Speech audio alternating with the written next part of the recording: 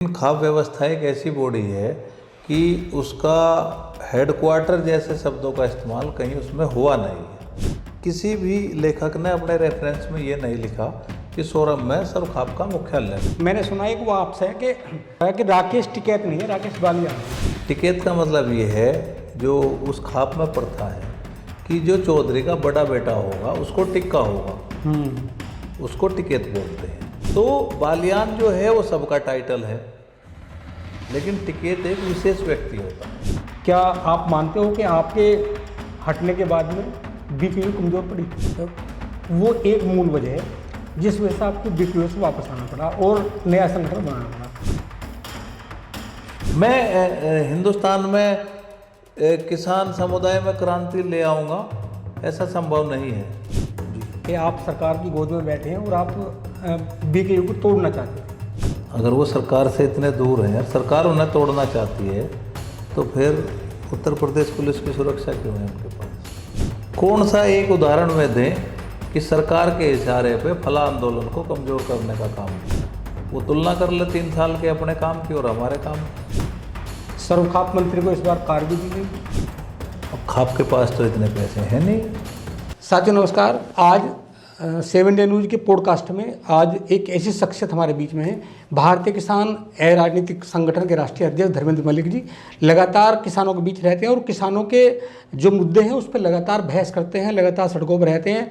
अभी चूँकि सोरम गांव में सर्वखाप पंचायत हुई है और सर्वखाप पंचायत को लेकर लगातार बालियान खाप और जो गठवाला खाप है इसके बीच में तनातनी रही। हालांकि गठवाला खाप के चौधरी राजेंद्र मलिक जी ने उसका बहिष्कार कर दिया, वो नहीं गए। इस बीच में धर्मेंद्र मलिक जी भी टोल रहे। तो हम लोग बात करेंगे कि आखिर क्या वजह रही, गठवाला खाप ने क्यों विरोध किया, क्यों बहिष्कार किया और बहुत सारे। सौरभ, क्या सर्वखाप पंचायत का मुख्यालय है? देखो ऐसा है, मैं जो विश्वास करता हूँ वो रेफरेंस पे करता हूँ, और जो रेफरेंस मिलते हैं वो जो इस तरह की व्यवस्था के मुख्यालय के रेफरेंस हैं। सोरम एक ऐतिहासिक गांव है और वहाँ पे खाप पंचायत के माध्यम से ऐतिहासिक फैसले लिए गए हैं, लेकिन खाप व्यवस्था एक ऐसी बॉडी है कि उसका हेडक्वार्टर जैसे शब्दों का इस्तेमाल कहीं उसमें हुआ नहीं है। और 1-2 जगह जो प्रमाण मिले हैं वो आगरा, थानेसर, ये भी मतलब रिपीट होता रहा है समय समय के साथ। लेकिन सोरम में किसी भी लेखक ने अपने रेफरेंस में ये नहीं लिखा कि सोरम में सर्वखाप का मुख्यालय था। ये बात तो 2006 में प्रचारित की गई। एक वैसे ये टिकैत शब्द कहाँ से आया? ये जो उपाधि, ये देखिए,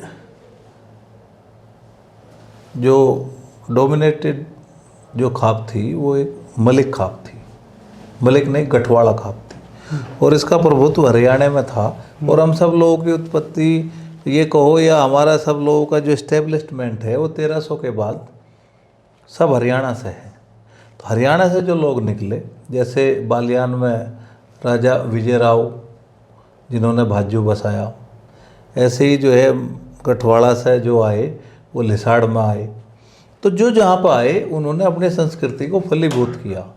और ये समझो कि उस समय जो संघर्ष था मुग़लों के साथ, या ये कहो कि अधिकतर लोग मारे गए, जो बच्चे नदी से इस पार थे, जो बच्चे और महिलाएं बची, उनको लोगों ने इधर भेज दिया और अपना वहाँ पे युद्ध करते रहे।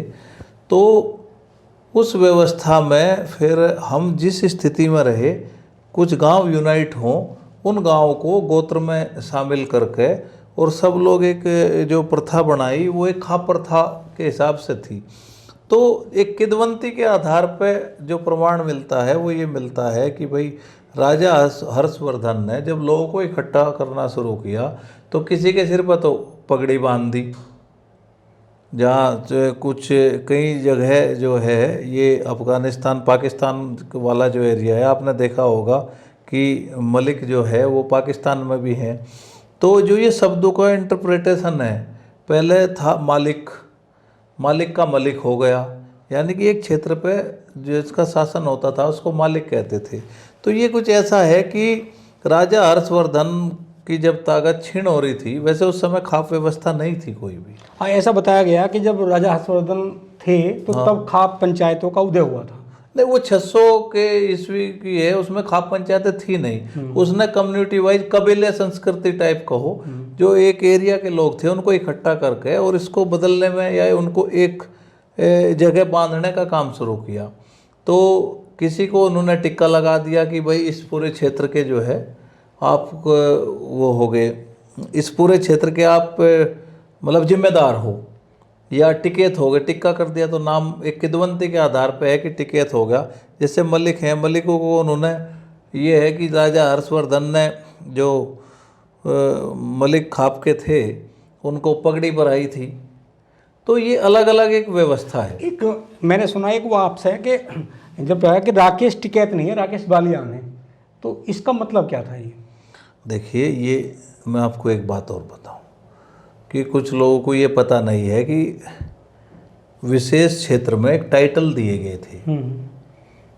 बालियान भी एक टाइटल है।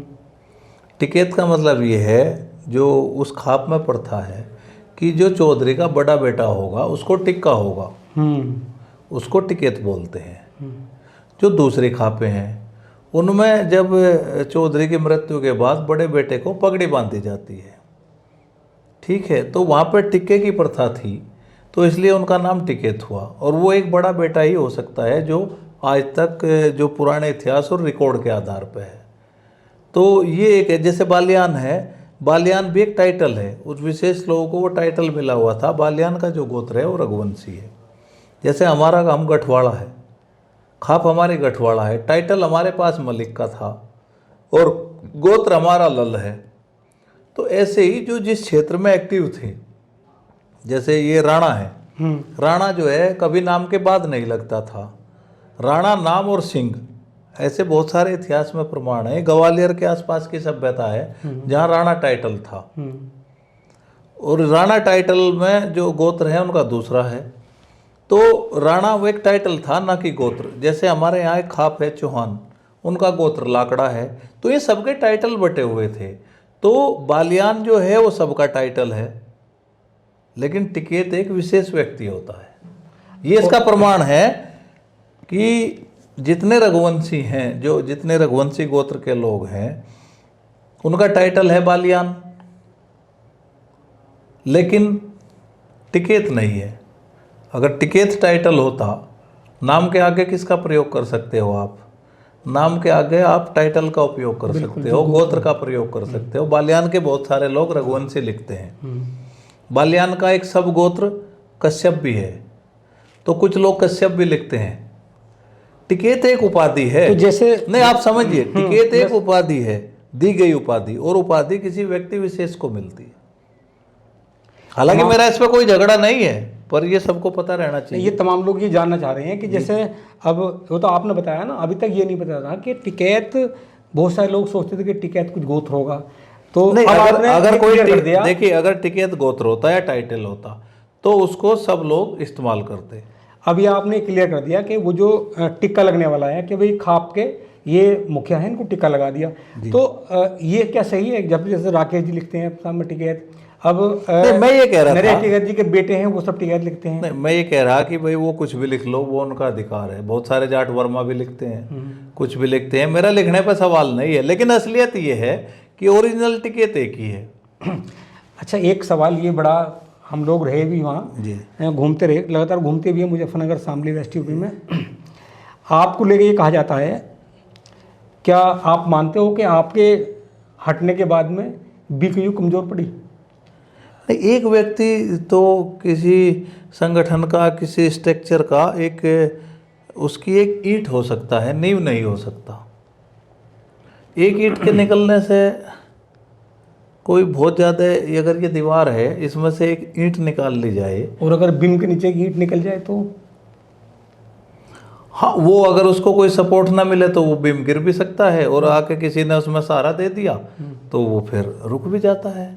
तो मेरा ये मानना है कि किसी व्यक्ति विशेष से प्रभाव नहीं पड़ता संगठन पर, प्रभाव पड़ता है विचारधारा से।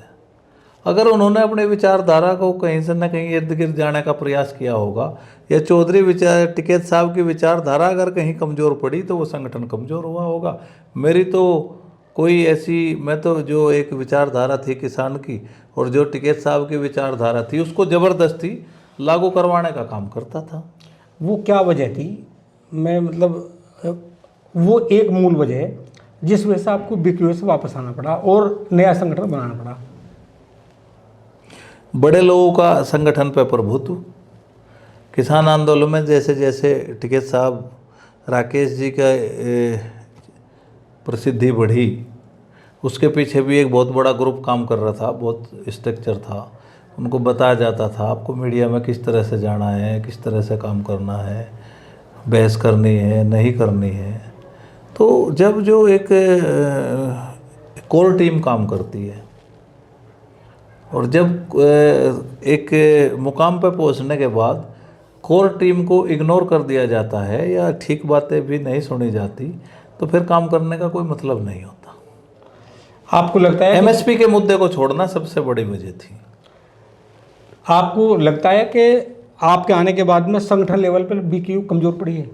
नहीं, वो तो उनका संगठन है। अब मैं कमज़ोर और मजबूत की बात नहीं करता। हाँ, मैं ये कह सकता हूँ कि जिस दिन से मैंने अलग हुआ, मैं अपना कार्य जितना कर सकता हूँ वो पूरी ईमानदारी के साथ कर रहा हूँ और करता रहूँगा।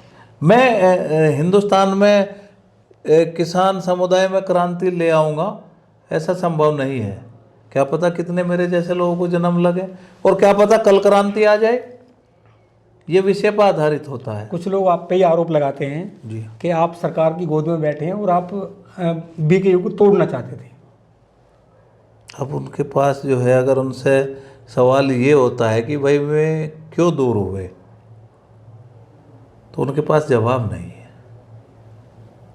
मैंने व्यक्तिगत रूप से भी, किसान के लिए, संगठन के लिए अपना जो गोल्डन समय था, हालांकि उनके मुखिया अब भी उल जलूल बात करते हैं, उनके कद और वजूद के हिसाब से वो शोभा नहीं देता, तो अब उनके पास सवाल का जवाब भी क्या है, इसके सिवा बताओ क्या हो सकता है। सरकार का गोद में बैठने का मतलब वो साबित करें। उनके पास पुलिस सुरक्षा है या सरकार ने हटा ली। अगर वो सरकार से इतने दूर हैं और सरकार उन्हें तोड़ना चाहती है, तो फिर उत्तर प्रदेश पुलिस की सुरक्षा क्यों है उनके पास। अभी जो मैं सरकार के कहने पे किस विषय को डैमेज किया है, कौन सा एक उदाहरण में दें कि सरकार के इशारे पे फला आंदोलन को कमज़ोर करने का काम किया। मैं तो ये आज आपको ऑन द रिकॉर्ड कह सकता हूँ कि जितने आंदोलन, प्रदर्शन, पंचायतें लखनऊ लेवल पे, ग्राउंड लेवल पे, या जितने रिप्रेजेंटेशन मेमोरेंडम या जो विषय उठाए होंगे बैठक में, वो तुलना कर ले 3 साल के अपने काम की और हमारे काम की। कितनी चिट्ठियाँ लिखी, कितना काम किया, किस किस विषय पे मुखर रहे। मलिक साहब, अगर कोई किसी से प्रायोजित होगा तो वो सवाल नहीं उठा सकता। हाँ, ये बात ज़रूर है कि आजकल वो कम्युनिस्टों के इशारे पे काम करते हैं, जो एक कम्युनिस्टवादी सोच है देश में, जिसको अब इस देश ने सिरे से नकार दिया। अब वो उनके चंगुल में है, उनकी अपनी कोई विचारधारा नहीं बची। जिस दिन 3 कृषि कानून का एक प्रस्ताव स्वीकृत किया था, उस दिन पहला बयान था राकेश टिकैत जी का, आप साथ थे उनके। पहला बयान था कि चौधरी महेंद्र सिंह टिकैत जो चाहते थे सरकार ने वो कर दिया। जी, ये बयान था। हाँ, बयान था। फिर 3 दिन बाद ऐसा क्या हुआ कि उन्हें मूवमेंट करना पड़ा, एकदम विरोध में आ गए? 3 दिन नहीं, 2-3 महीने लगे। तब ये कहा था कि चौधरी साहब का ये सपना था, वो कहते थे कि चौधरी साहब कहते थे कि देश में किसान को अपनी फसल बेचने का अधिकार होना चाहिए, कहीं भी, किसी भी कोने में। आप भी लगातार वो बात उस बिल में लिखी थी। आप भी चौधरी महेंद्र सिंह टिकैत जी के जो फैसले होते थे उसमें आप भी बहुत करीब रहते थे। जी जी, नहीं, फैसले नहीं है तो उनकी एक मांग थी, हर मेमोरेंडम में था। तो उस दिन ये कहा, फिर 3 महीने बाद क्या हुआ कि एकदम ऐसा लगा कि उन कृषि कानून में कुछ संशोधन की आवश्यकता थी।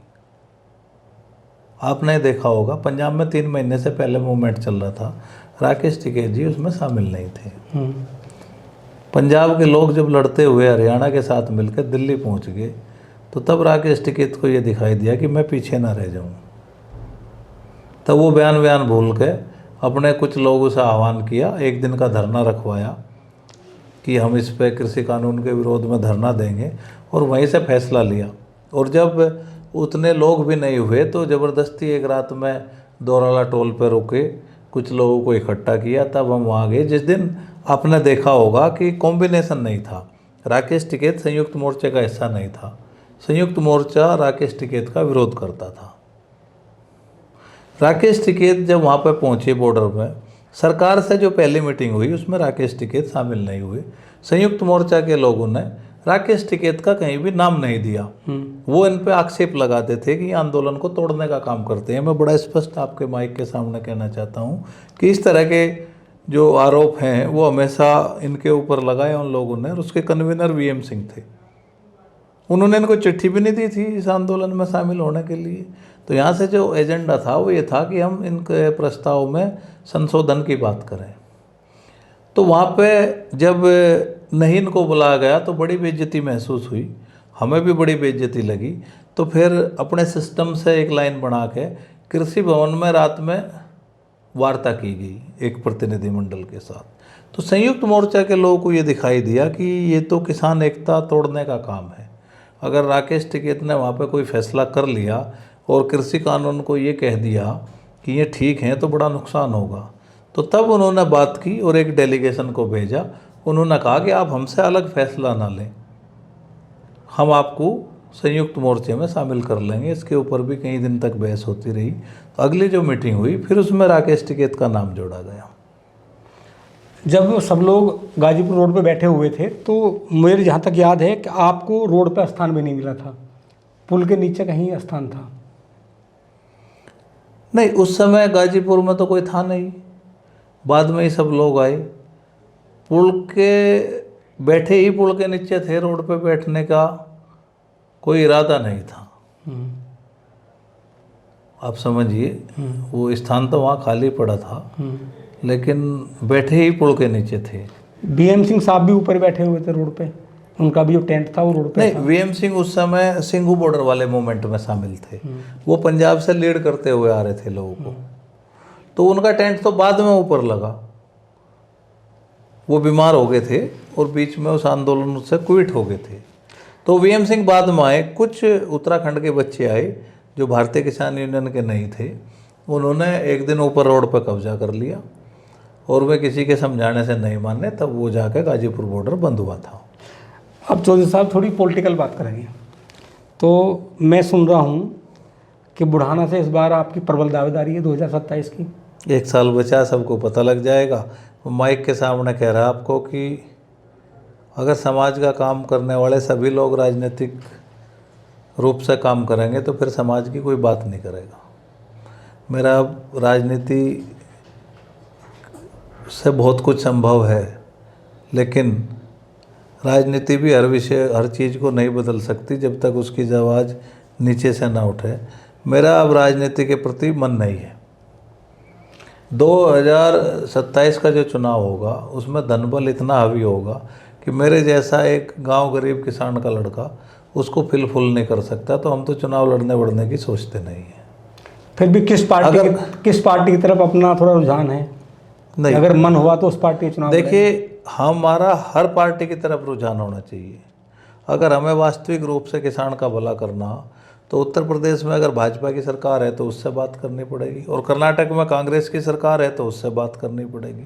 तो किसान संगठन या सामाजिक काम को करने वाले हर व्यक्ति का रुझान हर दल की तरफ, उस दल की तरफ होना चाहिए जो किसान का काम करता हो। क्योंकि अगर आप वास्तविक रूप से किसान का भला चाहते हो तो सबसे आपका संबंध अच्छा होना चाहिए। अभी जब सरोखाप पंचायत में लोग बैठे हुए थे तो ये भी बात सामने आई कि गढ़वाला खाप के जो मुखिया हैं राजेंद्र मलिक साहब, कि वो धर्मेंद्र मलिक जी के हाथों में खेल रहे हैं। इस तरह की बातें आई कि वो ब्रेन उनके सिर्फ जुबान है, ब्रेन धर्मेंद्र मलिक जी का है। मैं 2010 में भारतीय किसान यूनियन में था और इसी तरह का आयोजन सोरम में था। गठवाड़ा खाप ने तब भी उनका बहिष्कार किया था, हम आए नहीं थे, तो उसके बारे में वो जवाब दें। तब तो मैं भी उन्हीं के साथ था और उनके साथ वहाँ पर गया भी था, लेकिन उनके कुछ विषय थे 2010 में, तब भी उन्होंने कोई जवाब नहीं दिया था। पहले ये देखना पड़ेगा कि आखिर गलत कौन है। जो सर्वखाप पंचायत की तय करने की प्रणाली है, उसको कोई व्यक्ति प्रभाव के आधार पर अपने हाथ से चलाना चाहेगा तो संभव नहीं है। और गठवाला खाप के चौधरी ने तो विरोध किया है। देश खाप के चौधरी उनके सगे बहनोई हैं, उन्होंने भी इस पंचायत का एक घोषित बाइकाट किया है। वो इसमें शामिल नहीं हुए। 3 दिन में एक भी फोटो हो तो बता दो। ठीक है, उनका बेटा वहाँ पे था, वो एक रिश्तेदारी नातेदारी के भी हिसाब से हो सकता है। चौधरी तो सुरेंद्र सिंह ही हैं, चौगामा खाप के चौधरी नहीं आए। हरियाणा में जो बड़ी खापें हैं, जाटू खाप, आपकी कादियान खाप, आपका ये बिनैन खाप, महम चौबीसी, अंतिल खाप, इनके किसी के भी चौधरी नहीं आए। वहाँ व्यक्ति को, किसी को भी पगड़ी बांध के मंच पर बैठा दो तो सभी चौधरी हैं। उनको एक सूची जारी करनी चाहिए। मैं आपके इस मंच के माध्यम से कहना चाहता हूँ कि जरा वो एक चौधरियों की सूची जारी करें कि किस किस खाप के चौधरी ने उसमें भाग लिया, तो तब सब पता लग जाएगा असलियत का। गठवाड़ा खाप ने कह के विरोध किया है, लेकिन 80% चौधरियों ने इस पंचायत का एक घोषित बाइकाट किया है। क्या मूल वजह क्या रही? प्रक्रिया का पालन ना करना, चौधरियों से राय मशवरा ना करना, आयोजन और स्थान के बारे में कोई चर्चा ना करना, एजेंडे पे बात ना करना। वो कहते हैं कि जो मंत्री हैं सर्वखाप के, मंत्री ने सबको सूचित किया, सबके पास चिट्ठी गई। आप आयोजन तय करके चिट्ठी नहीं भेज सकते। तरीका ये है कि सर्वखाप मंत्री सब चौधरियों को इकट्ठा करेगा, इस आशय के साथ पत्र लिखेगा कि आप अपना एजेंडा लेके फला दिन फला जगह इकट्ठे हों। फला चौधरी ने सर्वखाप पंचायत की आवश्यकता जताई है, आपका जो भी एजेंडा है आप वो एजेंडा लेकर उसमें शामिल हो और वहाँ पे एजेंडा तय होगा। जब एजेंडा फाइनल हो जाएगा, जरूरी नहीं है कि बैठक में हो जाए, कंट्राडिक्शन हो सकता है, अंतर्विरोध चलता रहेगा। जब तक एजेंडा फाइनल नहीं होगा तब तक बात आगे नहीं बढ़ेगी। फिर स्थान पे बहस होगी और फिर आयोजन पे। जब ये 3 चीज़ तय होंगी फिर उसके लिए मंत्री निमंत्रण देगा। सर्वखाप मंत्री को इस बार कार भी दी गई, कार भेंट की गई। अब खाप के पास तो इतने पैसे हैं नहीं, सर्वखाप का तो कोई बजट है नहीं। वहाँ पे जो चंदा इकट्ठा हुआ होगा या बालियान खाप की तरफ से जो भी होगा वो उनका व्यक्तिगत मामला है। उनको कार दी गई, अच्छी बात है। सर्वखाप मंत्री को ज़्यादा काम करना चाहिए, लेकिन इतिहास का ज्ञान भी उस मंत्री को रहे और वो प्रक्रिया का पालन करे। वो मंत्री जब है, जब तक उसको खाप मानती हैं। हरियाणा में तो मंत्री व्यवस्था ही नहीं। हरियाणा की जो खापें हैं वहाँ अब वंशानुगत नहीं है, वहाँ चौधरी का चयन होता है हर बार, 3-4 साल का समय है और वे मंत्री व्यवस्था को मानते ही नहीं। ये हमारी 5-7 खाप हैं, इनमें मंत्री व्यवस्था है और मंत्री का जो व्यवहार है, अगर वो उस पर कहीं प्रश्न उठाएंगे तो हर खाप स्वतंत्र है अपने मंत्री का चयन करने के लिए। मंत्री का मतलब एक पढ़ा लिखा सलाहकार जो इतिहास को जानने वाला हो, उसका ज्ञाता हो। जो आपने अभी मूल बात कही, इस बात को लेकर हमारी लगातार चर्चा होती रही पूरी खाप की पंचायत में, हम लोग गए भी थे वहाँ। ये चर्चा होती रही कि जो गठवाला खाप है, गठवाला खाप ने बहिष्कार कर दिया, आए नहीं। लेकिन जो आपने मूल बात बताई कि जब कोई सर्वखाप पंचायत रखी जाती है तो पंचायत से पहले जो एजेंडा होता है उसके बारे में संभवतः जो तमाम खाप के मुखिया उन्हें बुलाया जाता है और मुझे लगता है उनसे राय मशवरा ली जाती है कि हम इस मुद्दे पे कब पंचायत रख सकते हैं, सर्वखाप की पंचायत, और कब कौन से एजेंडे शामिल हो सकते हैं और कहाँ रख सकते हैं। तो जैसा आपने बताया, इसके लिए और खाप के मुखियाओं को पहले से बताया नहीं गया, सिर्फ चिट्ठी दी गई और सब काम प्रस्ताव पहले तैयार कर उन्होंने कहा वे शादी है, आप आ जाइयो। रिश्ते की बात नहीं हुई, रिश्ते की बात नहीं हुई। और भाई किसी पे कपड़े हैं या नहीं हैं, किसी को समय है या नहीं है, किसी का आपको ये तो नहीं पता कि पूरे चौधरियों की स्थिति क्या है। पता लगा उस दिन किसी चौधरी को कहीं बहुत आवश्यक कार्य से पहले से ही एंगेज है तो तारीखें भी बदली जाएंगी। जो तारीख है वो सबकी सुविधा के आधार पर तय होती है कि उस दिन सब उपस्थित होंगे। प्रयास रहता था कि एक भी चौधरी अलग ना जाए। बावली में जो लास्ट साल खाप पंचायत हुई थी उसमें सब चौधरियों ने भाग लिया था, और उसके फैसले भी कुछ समय इसीलिए चल पाए कि वो सबसे राय मशवरा करके, जो उसके आयोजक थे स्वामी करम सिंह जी, उन्होंने सब चौधरियों को बुला के बैठ के घर घर जाके उनका एजेंडा लेके सबसे बात करके, जो नहीं भी आए उनके पास भी जाके, और एक एजेंडा तय करके और फिर उसका आयोजन बावली में किया था। और बावली का इतिहास आज भी दर्ज है। बावली के बाद तो जो भी खाप पंचायतें हुई, आयोजन तो बड़े हो सकते हैं लेकिन फैसले तो बहुत कमज़ोर रहे। और इस बार तो खाप पंचायत एडवाइजरी बॉडी दिखाई दी। खाप पंचायत एडवाइजरी बॉडी नहीं है, वो फैसले सुनाती है। समाज में स्वामी दयानंद जी ने भी यही किया। खाप पंचायतों का ये था कि जब समाज में कुरीतियाँ घर कर जाएं या कोई ऐसी आवश्यकता जिसके खिलाफ लड़ना हो, संघर्ष करना हो, उसकी आवश्यकता हो, तो तब हम फैसला लें। दहेज नहीं लेना चाहिए, ये तो सब कहते हैं। दहेज निषेध है, ये तो एक विभाग भी है सरकार का। मद्यपान निषेध है, ये भी विभाग है। पंचायत से पहले एक ये प्रस्ताव दिया था राकेश टिकैत जी ने, जब तैयारी चल रही थी प्रोग्राम की, कि अंतर्जातीय विवाह को मंजूरी देंगे, लेकिन फैसले में कहीं ये लाइन नहीं आई। भाई इसके लिए तो बहुत मंथन की आवश्यकता है। कह देना और करना बहुत अंतर है। अंतर्जातीय विवाह होंगे तो उसके लिए क्या प्रोटोकॉल होगा?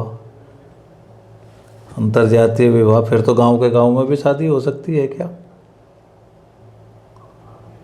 ये एक बड़ा सवाल है कि अंतर्जातीय विवाह की अगर हम बात करते हैं तो फिर जिन जातियों में शादी करनी है, अगर वो जाति उसी गांव में है तो क्या हमारी मंजूरी होगी?